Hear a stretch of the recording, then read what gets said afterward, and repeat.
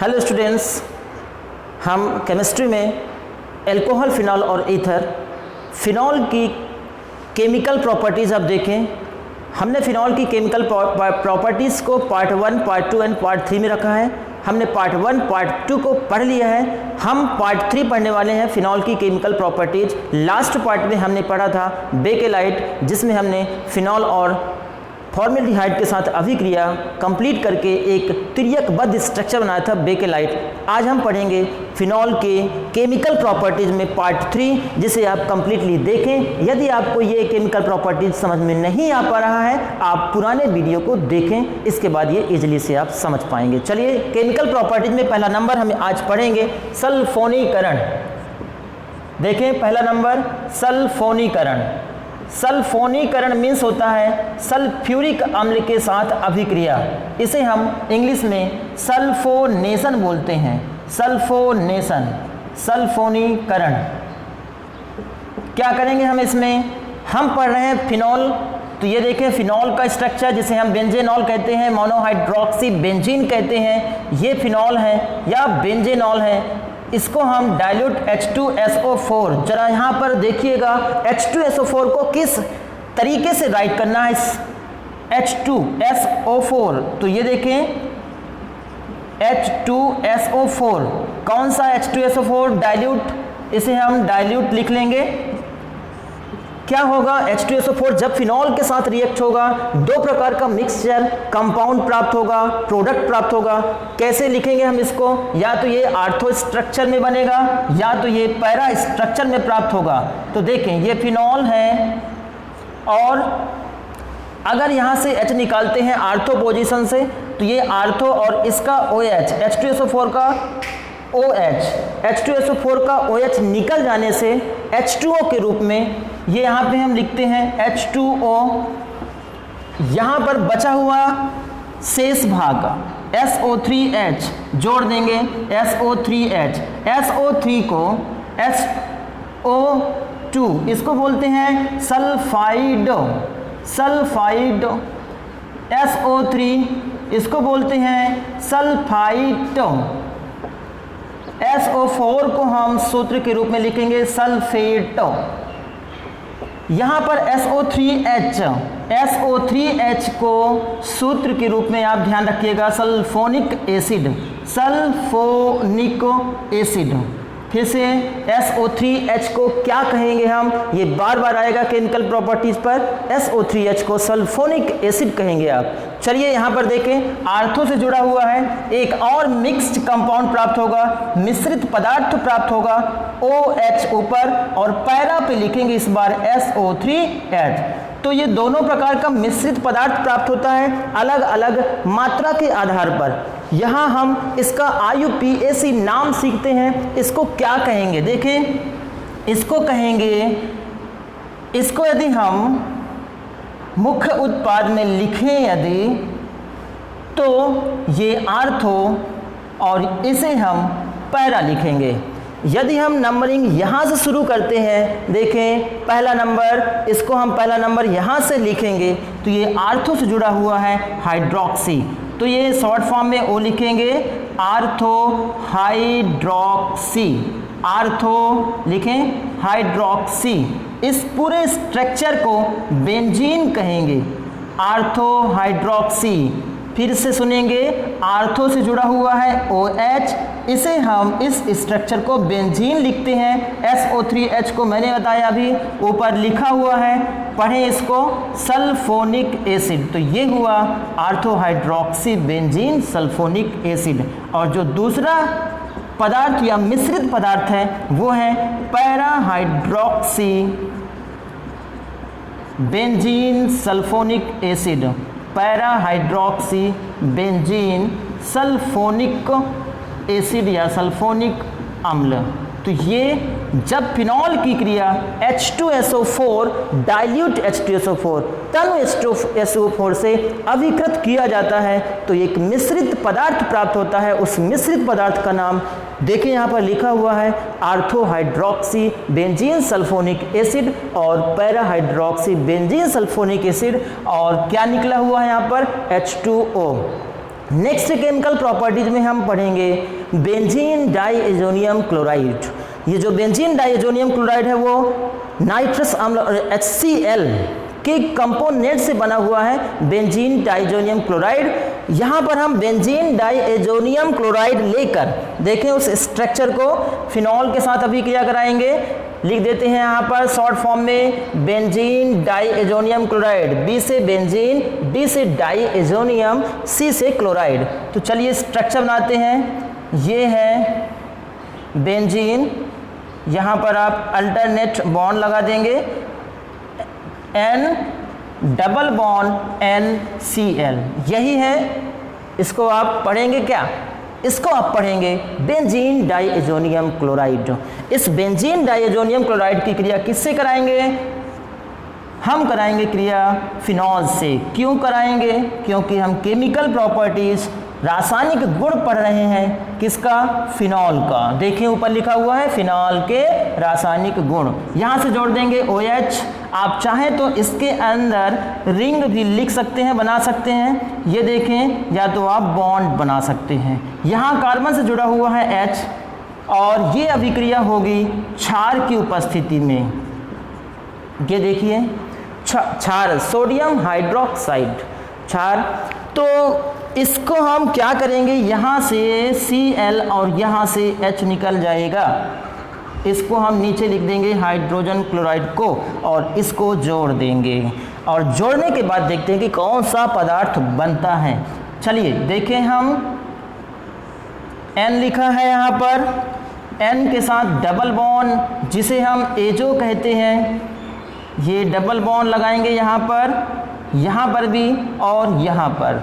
अब आप देखिए इस स्ट्रक्चर से यहाँ से H हट चुका है, तो क्या कर देंगे आप?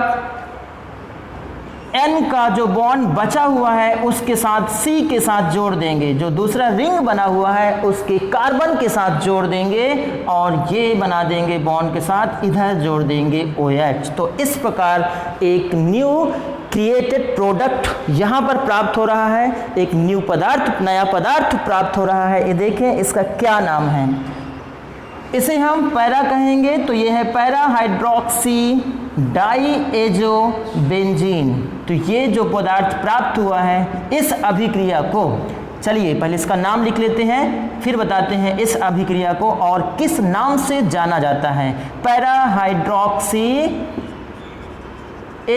डाइएजो benzene, diazo benzene, diazo benzene. तो इस अभिक्रिया को जो हमने अभी कंप्लीट किया है, इस अभिक्रिया को क्या कहेंगे? युग्मन अभिक्रिया। युग्मन अभिक्रिया, कपलिंग रिएक्शन, युग्मन अभिक्रिया। तो ध्यान रखिएगा इस अभिक्रिया को। क्या हुआ है युग्मन अभिक्रिया में? जब बेंजीन डाइएजोनियम क्लोराइड को फिनॉल के साथ किसी क्षार की उपस्थिति में अभिक्रिया कराई जाती है तो हमें para hydroxy diazo benzene product प्राप्त होता है। अब हम चलते हैं नए रिएक्शन जिंक के साथ क्रिया, जिंक चूर्ण के साथ अभिक्रिया। और जिंक ज़्यादातर ऐसे फील्ड में या ऐसे जमीन के अंदर पाया जाने वाला एक तत्व है जहाँ पर सबसे ज़्यादा धान की खेती होती है। तो जिंक एक चूर्ण की तरह है। जिंक देखिए, उस धातु को लेकर, जिंक को लेकर अभिक्रिया कराते हैं फिनॉल, जिंक चूर्ण या जिंक डस्ट लिखें, के साथ अभिक्रिया। फिनॉल की क्रिया, फिनॉल देखें, ये फिनॉल हम आणविक सूत्र के रूप में लिख लेंगे और इसकी अभिक्रिया जिंक से करा देंगे। ये है फिनॉल C6H5OH और ये है जिंक। क्या बनेगा? ये जिंक इस ऑक्सीजन को लेकर, ये zinc +2 oxidation state, and oxygen अगर है यहाँ पर तो -2 ऑक्सीजन इसका ऑक्सीडेशन स्टेट है। तो इस +2 के प्लस माइनस के साथ जुड़कर ZNO अपनी संयोजकता पूर्ण करने के बाद ZNO बनाएगा। और देखिए क्या बचा हुआ है, C6H5 और एक H बचा हुआ है, बताएं क्या नाम होगा, C6H6 ये बनेगा। क्या नाम हुआ इसका, बेंजीन। तो ये बेंजीन बनता है जब जिंक के साथ फिनॉल की अभिक्रिया कराते हैं। मान लीजिए आपके पास फिनॉल है और उसमें जिंक पाउडर आपने डाल दिया तो बेंजीन बनता है। ये देखिए ZNO बना, ZNO इसका क्या नाम हुआ, जिंकाइट, जिंकाइट। और क्या नाम होगा इसका, जस्ते का फूल। और क्या नाम होगा, दार्शनिक वूल, दार्शनिक वूल भी कहते हैं इसको। और क्या कहते हैं इसको, फिलोसफर वूल भी कहते हैं इसको। और बताएं, फिलोसफर वूल के नाम से भी जाना जाता है। और जिंक ऑक्साइड भी कहते हैं, जिंक ऑक्साइड भी कहा जाता है ZNO को। तो ध्यान रखिएगा, दार्शनिक वूल कभी कभार ऑप्शनल क्वेश्चन पर ZNO का नाम पूछ देता है, फिलोसफर वूल के नाम से या फिर दार्शनिक वूल के नाम से या जस्ते का फूल के नाम से या जिंकाइट या जिंक ऑक्साइड के नाम से। इसके बाद हम पढ़ने वाले हैं एसिडीकरण या फिर उसे हम फ्रीडल क्राफ्ट अभिक्रिया में देखेंगे। अब हम फ्रीडल क्राफ्ट अभिक्रिया में एल्कलीकरण और एसिडीकरण समझते हैं। देखिएगा, फिनॉल की केमिकल प्रॉपर्टीज में एल्कलीकरण, एल्कलीकरण इस अभिक्रिया को फ्रीडल क्राफ्ट अभिक्रिया कहते हैं। फ्रीडल क्राफ्ट अभिक्रिया, फ्रीडल क्राफ्ट अभिक्रिया, इसमें हम एल्कलीकरण सीखते हैं। पहले एल्कलीकरण मीन्स मेथिल क्लोराइड के साथ अभिक्रिया। मेथिल क्लोराइड का सूत्र CH3Cl। देखिएगा, ये फिनॉल है, ये फिनॉल लेके हम चलते हैं, OH साइक्लोहेक्सेनॉल था, ये देखें ये है फिनॉल। और इस फिनॉल का यहाँ से एक हाइड्रोजन निकाल देंगे, इसकी क्रिया CH3Cl, क्या नाम होगा इसका, मेथिल क्लोराइड या क्लोरोमेथेन। मेथिल क्लोराइड किस उत्प्रेरक की उपस्थिति में, निर्जल AlCl3, AlCl3 एल्यूमिनियम क्लोराइड। यहाँ से H और यहाँ से Cl निकल जाएगा और मिश्रित पदार्थ प्राप्त होगा, एक आर्थो पर और एक पैरा पर। देखें, आर्थो और पैरा पर ज़्यादातर जो कंपाउंड हैं वो जुड़ते हैं, जो प्रतिस्थापी हैं वो जुड़ते हैं, क्योंकि आर्थो और पैरा ही ऐसी जगह है जहाँ पर इलेक्ट्रॉन का घनत्व सबसे ज़्यादा पाया जाता है। तो ये ध्यान रखिएगा। और ये है OH, ये बना एक मिश्रित पदार्थ, तो एक आर्थो पर बनेगा और एक पैरा पर बनेगा। ये OH, चलिए इसका नामकरण सीखते हैं। ये जो मिश्रित पदार्थ प्राप्त हुए हैं, ये कौन से मिश्रित पदार्थ हैं, नाम से यहाँ पर सीखेंगे। मेथिल फिनॉल, तो इसका नाम हो जाएगा ortho methyl phenol, ortho methyl phenol. इसका नाम हो जाएगा पैरा मेथिल फिनॉल। इसे हम हाइड्रोक्सी मेथिल बेंजीन भी कहेंगे, हाइड्रोक्सी मेथिल बेंजीन भी कहते हैं। इसको भी हाइड्रोक्सी मेथिल बेंजीन भी कहते हैं। और क्या नाम होगा, आर्थो हाइड्रोक्सी टॉलुइन भी कहेंगे, आर्थो हाइड्रोक्सी, क्योंकि C6H5CH3 को टॉलुइन कहते हैं, टॉलुइन, इसलिए इसका नाम हो जाएगा आर्थो हाइड्रोक्सी टॉलुइन। तो ये हो जाएगा para hydroxy toluene, para hydroxy toluene.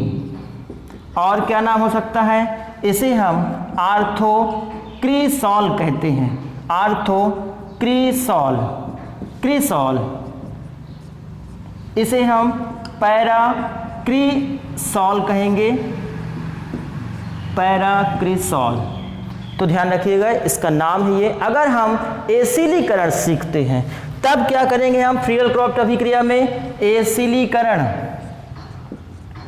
एसिली, तो क्या करेंगे हम फिनॉल में, फिनॉल की अभिक्रिया एसिटिल क्लोराइड CH3COCl, ये भी निर्जल AlCl3, यहाँ पर ध्यान रखिएगा H और Cl, HCl बाहर निकलेगा। यहाँ पर क्या निकलता है? यहाँ पर H, यहाँ पर भी Cl, HCl ही निकलेगा और ये CH3CO जुड़ जाएगा, आर्थो पर भी जुड़ जाएगा और पैरा पर भी जुड़ जाएगा। तो ये यहाँ से OH बनाएंगे, यहाँ पर जोड़ देंगे CH3CO, ये देखें CH3CO, तो ऐसे लिख देंगे हम CH3CO, ये आर्थो पर बना और जो बनने वाला यौगिक है ये पैरा पर बनेगा, तो ये OCCH3 लिख देंगे, यहाँ पर लिख देंगे OH। इन दोनों का मिश्रित पदार्थ प्राप्त हुआ है। तो नामकरण सीखेंगे हम, ये है एसिटिल और ये फिनॉल है, तो एसिटिल फिनॉल, तो आप लिख देंगे ortho acetyl phenol, ortho acetyl phenol.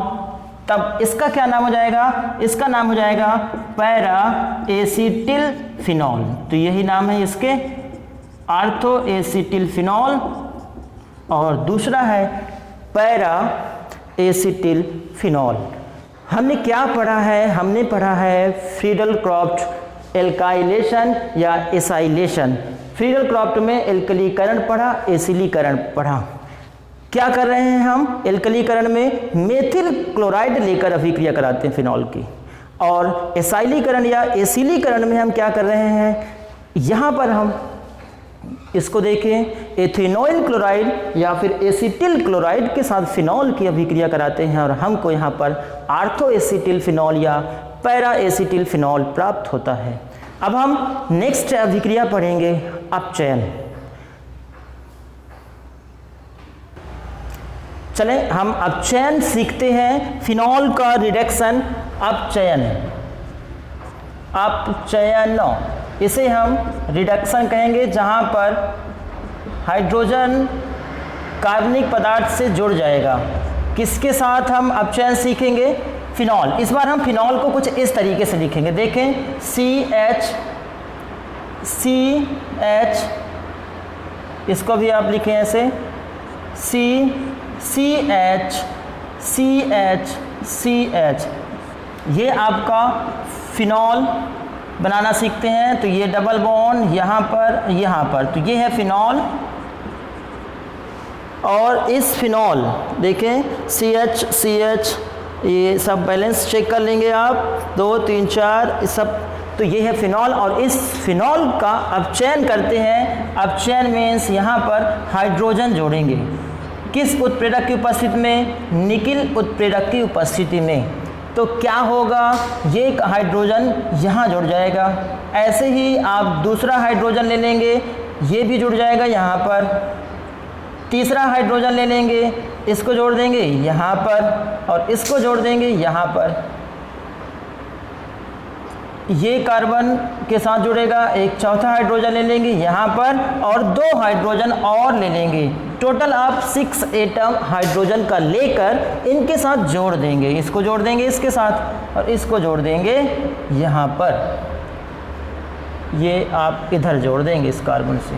देखें तो क्या बन रहा है? CH2, CH2, CH2, CH2, CH2, ये और यहाँ से CH और ये है, इसे हम मिटा देते हैं। ये सल्फेट था, ये सल्फोनिक एसिड था, राइट कर लिया होगा आप लोगों ने।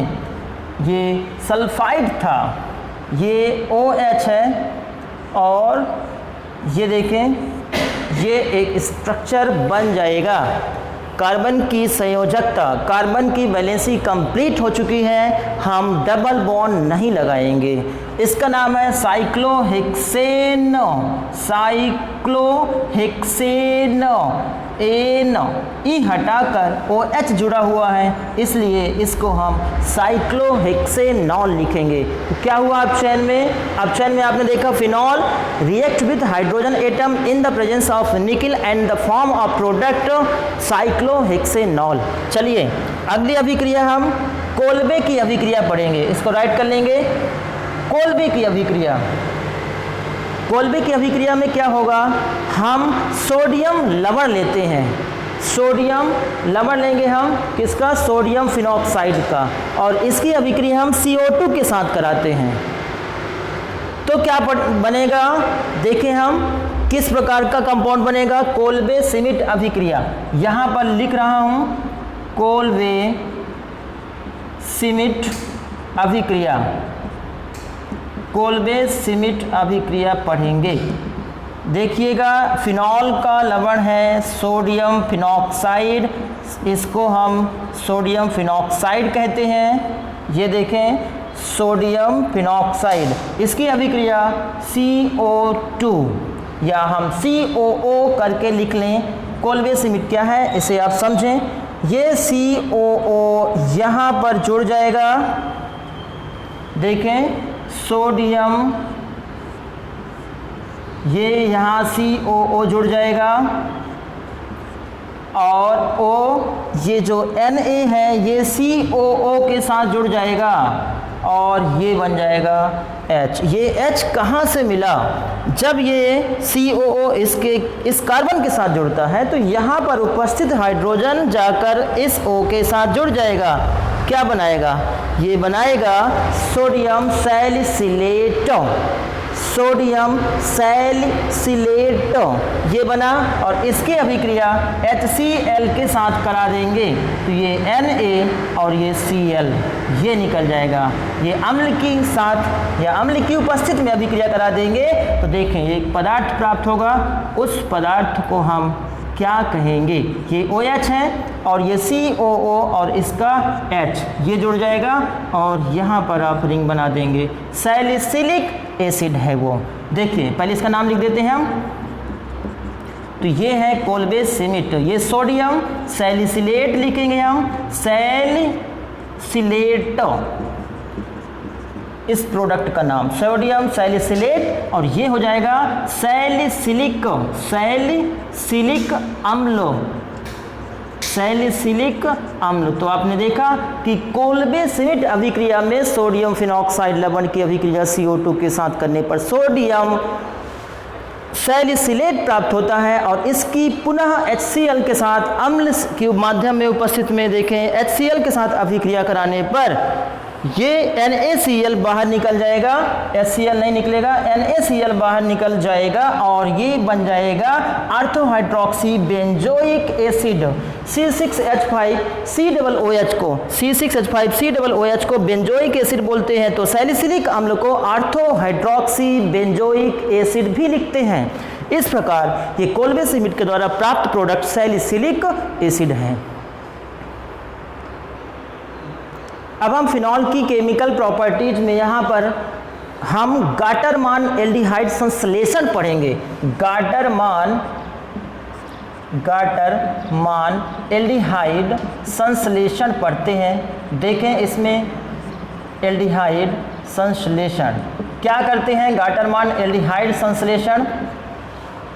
सबसे पहले हम हाइड्रोजन साइनाइड, ये देखें साइनिक एसिड, इसको साइनिक एसिड कहते हैं या हाइड्रोजन नाइट्राइल कहेंगे, साइनिक अम्ल भी कहेंगे या हाइड्रोजन साइनाइड। इसकी अभिक्रिया हाइड्रोजन क्लोराइड से तो ये H इसके साथ जुड़ जाएगा, बचा हुआ Cl कार्बन के साथ जुड़ जाएगा। तो देखिए H C के साथ आप जोड़ दीजिए क्लोरीन, और अब डबल बॉन्ड बचेगा और N के साथ जोड़ देंगे H, ये बना क्लोरामीन।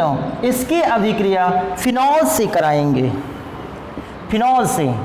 देखें ये क्या है, ये है फिनॉल, और इस फिनॉल की क्रिया जो कंपाउंड प्राप्त हुआ है क्लोरामीन, उसके साथ जोड़ देंगे। ये CH है, आप H को ऐसे ही लिखें। यहाँ पर बचा हुआ है Cl जुड़ा हुआ है, डबल बॉन्ड NH क्लोरामीन, ये जोड़ देंगे और तो क्या बन जाएगा, ये इसका C जो H यहाँ पर है ये भी जुड़ जाएगा इस कार्बन के साथ। तो देखें ये क्या बना लेगा, CH डबल बॉन्ड NH बना लेगा। और जो इसका H है, ध्यान से देखिएगा, जो इस फिनॉल का H है और ये Cl ये निकल जाएगा, और बाकी जो बचा हुआ है उसको आप इस फिनॉल के साथ जोड़ देंगे। एक योगात्मक यौगिक प्राप्त होगा। देखें OH है और यहाँ पर CH double bond NH, CH double bond NH क्या बना, एक योगात्मक यौगिक, योगात्मक यौगिक बना। हम पढ़ रहे हैं गार्डनमान एल्डिहाइड संश्लेषण। जो योगात्मक यौगिक बना हुआ है इसका हम हाइड्रोलिसिस जल अपघटन, तो क्या बनेगा, यहाँ पर O, यहाँ पर मैं H2O लिख रहा हूँ, H2O क्रिया हो जाएगी। तो देखिए एक यौगिक बनेगा, उस यौगिक का नाम बताएंगे आप। ये OH,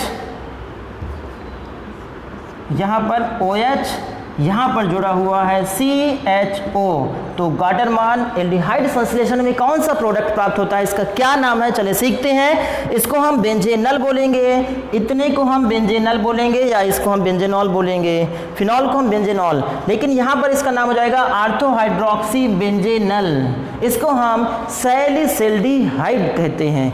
क्या नाम होगा इसका, सैलिसिल्डिहाइड, सैलिसिल्डिहाइड और आर्थोहाइड्रोक्सी बेंजल्डिहाइड। फिर से सुनिएगा, आर्थो से हाइड्रोक्सी और C6H5CHO को बेंजल्डिहाइड कहते हैं। तो आर्थोहाइड्रोक्सी बेंजल्डिहाइड, जिसे हम सैलिसिल्डिहाइड भी कहते हैं। तो गार्डनमान एल्डिहाइड संश्लेषण में आपने क्या प्राप्त किया, आपने प्राप्त किया है लास्ट में सैलिसिल्डिहाइड, सैलिसिल्डिहाइड। आगे हम राइमर टीमन अभिक्रिया पढ़ के देखते हैं, उस अभिक्रिया से कौन सा प्रोडक्ट प्राप्त होता है। अब हम राइमर टीमन अभिक्रिया पढ़ेंगे। देखिए हम राइमर टीमन अभिक्रिया में क्या बनेगा, या रीमर टीमन अभिक्रिया भी कहेंगे इसको हम।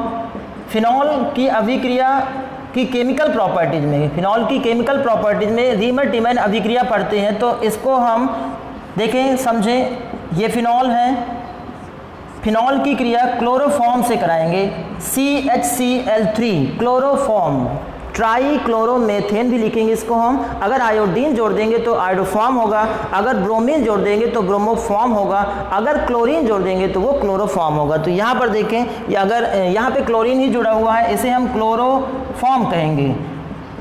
और किसी क्षार की उपस्थिति में, क्लोरोफॉर्म, किसी क्षार की उपस्थिति में यहाँ पर हम सोडियम हाइड्रोक्साइड लेंगे, इसको हम गर्म कर देंगे 60 to 70 डिग्री।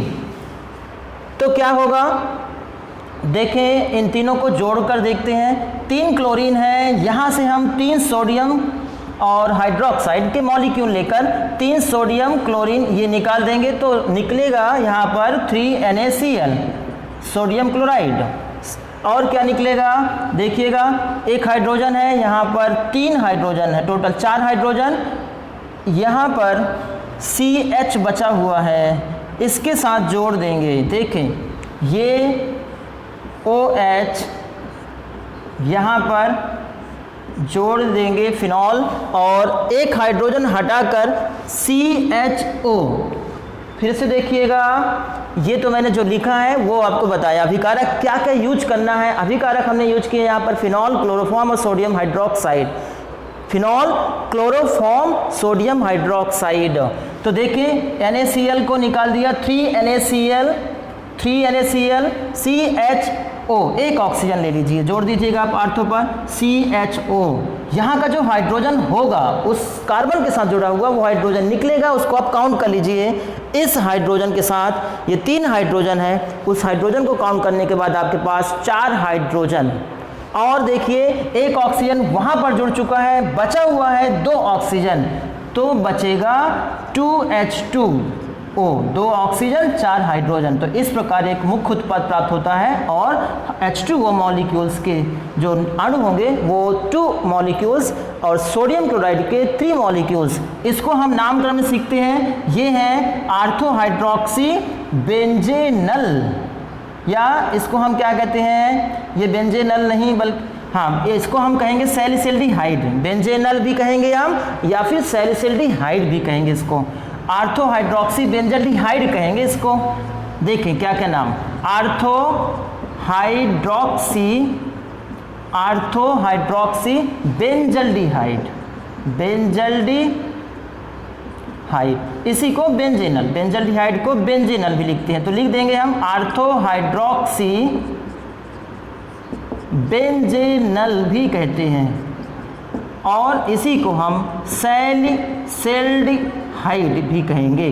अगर आप इस रिवर्टिमन अभिक्रिया में क्लोरोफॉर्म की जगह पर कार्बन टेट्राक्लोराइड लेकर क्षार की उपस्थिति में गर्म करेंगे तो वहाँ पर सैलिसिलिक एसिड बनेगा, यहाँ पे सैलिसिल्डिहाइड बना है। अगर आप क्लोरोफॉर्म को चेंज करने के बाद उसकी जगह पर आप कार्बन टेट्राक्लोराइड लिखते हैं, पायरीन का सूत्र है, तो यहाँ पर सैलिसिलिक एसिड बनेगा। हम एक नेक्स्ट अभिक्रिया पढ़ेंगे केमिकल प्रॉपर्टीज ऑफ फिनॉल में, एल्ब अभिक्रिया। एल्ब अभिक्रिया, देखें ये एल्ब अभिक्रिया क्या है, इस फिनॉल को देखिए,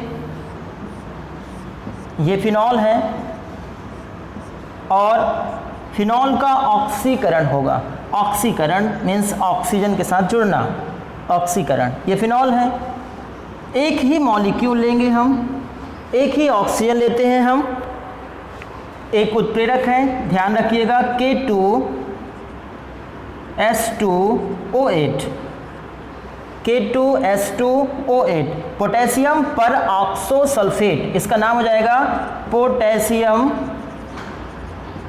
पर ऑक्सोसल्फेट, या पोटेशियम पर सल्फेट भी लिख दें, पोटेशियम पर सल्फेट। इस उत्प्रेरक की उपस्थिति में तो देखें क्या होगा, यहाँ पर मिक्सचर कंपाउंड ही बनेगा, ये OH आर्थो पर जुड़ जाएगा ये ऑक्सीजन, एक ही एटम है ये, हाफ O2 को हम एक ऑक्सीजन लिखते हैं, एक ऑक्सीजन कार्बन के साथ जुड़ जाएगा और यहाँ से उठा हुआ हाइड्रोजन, जो हाइड्रोजन निकल चुका है वो हाइड्रोजन यहाँ जुड़ जाएगा। तो देखिए यहाँ पर भी OH, यहाँ पर भी OH, तो इसका नाम हो जाएगा 1,2-डाईहाइड्रोक्सी बेंजीन, आर्थोहाइड्रोक्सी बेंजेनॉल, आर्थोहाइड्रोक्सी फिनॉल, या फिर हम इसे कैटिकॉल कहते हैं। जब आर्थो पर जुड़ा हुआ होता है तो इसे हम कैटिकॉल कहते हैं। अगर यही स्ट्रक्चर पैरा पर जुड़ा हुआ हो, ये OH है, नीचे यहाँ पर जुड़ा हुआ हो OH, अगर यहाँ से ऑक्सीजन जुड़ता है तो आर्थो, और यहाँ से ऑक्सीजन जुड़ता है और इसी का हाइड्रोजन इस कार्बन के साथ जुड़ा हुआ हाइड्रोजन इसके साथ जुड़ जाएगा तो ये पैरा, तो इसे हम क्यूनॉल कहते हैं। या फिर हम IUPAC नाम सीखें तो देखें 1,4-डाईहाइड्रोक्सी बेंजीन, या फिर पैराहाइड्रोक्सी फिनॉल, या फिर इसको हम क्यूनॉल कहते हैं। तो सामान्य नाम इसका क्यूनॉल है। तो हमने फिनॉल की केमिकल प्रॉपर्टीज़ में पार्ट 3 में इन केमिकल रिएक्शंस को इजीली पढ़ा है और इसको हमने सीखा है। आप इसे साधारण तरीके से नोट्स बनाकर बार बार लिखकर अभ्यास कीजिएगा, इनके नाम सीखिएगा और इन केमिकल रिएक्शन को नोट कर लीजिएगा।